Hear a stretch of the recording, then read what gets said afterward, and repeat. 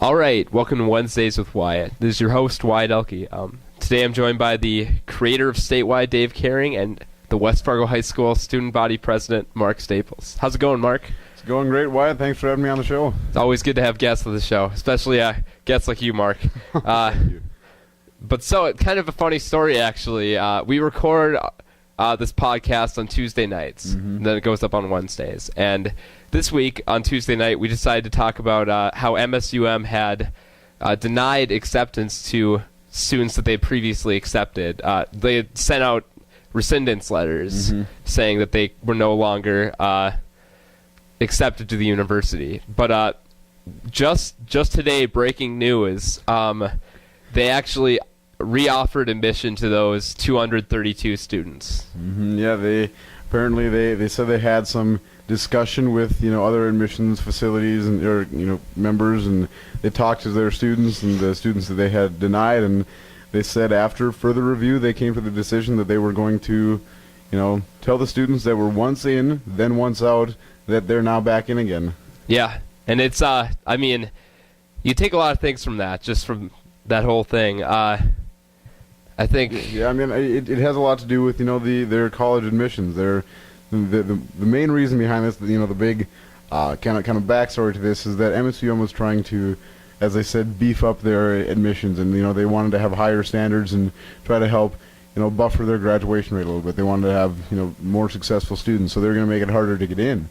But this year, when they did that, they didn't quite take the necessary steps to make sure it was a uniform system, that it was the same all across the board, and they ended up letting a few slip through the cracks, and they didn't catch all their careful work there. Yeah, I mean, there's nothing wrong with toughening up standards if you want to do that, but obviously the problem was, it wasn't uniform, it wasn't general enough. They didn't have it throughout their system well enough, and then now they're kind of with the consequences of that. I mean, they said that they're going to work with these students that are now in again that didn't quite make the automatic acceptance requirements. These 232 students, they're going to work with them, make sure that they do well in college and give them that little extra help. And it's going to be time consuming for the university, and it's going to be harder for those students who may not have quite have been ready for that rigor of coursework, but that they were told they were, and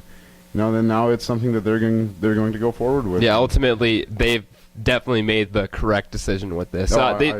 They never should have rescinded them in the first place, obviously. Yeah. But since they did, letting them back in is definitely the best way. It makes their university look better. Yeah, definitely. First of all, and it's just the better thing to do overall. Yeah, I think the fact that you say, it was our mistake.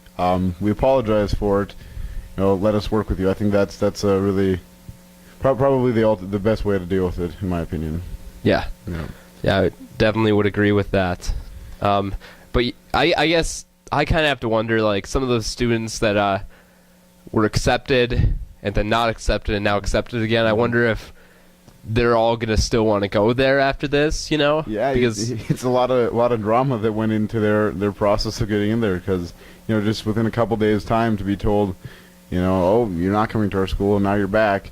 It's a lot to process, and you're kind of in that mood where, well, you said you didn't want me at one point. Do I still want to come? Yeah, exactly. Yeah. I mean, but I suppose lots of these people now, because it's too late to apply for other schools, they're still, I don't want to say stuck with this school, but because they don't have to go there. But yeah, I mean, the options are indeed limited. There's a lot of places that, their deadlines were middle of the winter. Now it's coming up just to that about time. spring. Exactly. Yeah, And you're about to graduate from high school, and what else can you do?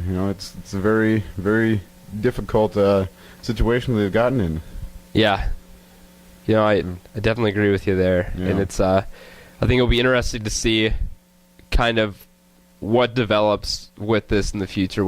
I'm assuming that they're gonna tighten up their acceptance standards, but if something like this happens again, which I don't think it will happen again. But if it did, it would paint their university in such a bad light. You know. Yeah, well, and I mean, not just with you or MSU. I mean, we got to think if this happens in one place, it can obviously happen somewhere else, and maybe it happens somewhere where you applied and. You know, instead of you getting accepted accidentally, you don't get accepted accidentally. You know, and it's just that thought that, you know, there's people going through thousands of applications, and it's the rest of your future on it. And just one little slip and error in the computer system can really mess up your plans. Yeah, I mean, it's awful when it happens to anybody, you know. Yeah. But I guess the thing was, it was so many students in MSUM. I mean, you look at the total student body population and then 232 students, you know. It's not like the majority of students or anything, or not even close, I guess. But it's still a much higher rate than it should be. It should be 0, you know. But if it's like if it was a few students, like it's still awful, but you can kind of understand like that because that's probably at that point like human error too. Exactly. But when you get such big numbers and you know that many people being impacted by just an error in the system, and it can be a big impact on them. That's for sure. Yeah, but I guess thanks for being on the show again, Mark. Oh yeah, definitely. After re-recording and stuff. But yeah, thanks for listening today. All right, until next time.